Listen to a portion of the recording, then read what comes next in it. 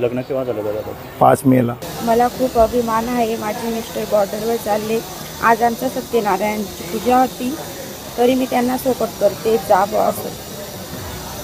देशाचं संरक्षण महत्त्वाचं वाटतं तुम्हाला? हो, देशासाठी जावं असं. माझा अभिमान आहे देशावरती. माझा मुलगा देशासाठी जातोय, सेवा करतोय. काय झालं? तेवढ्यासाठी मला खूप अभिमान आहे.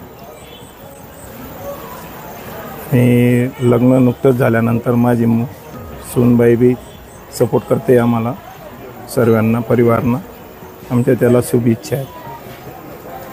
काय वाटतंय तुम्हाला? एकदम छाती चौडी झाली माझी.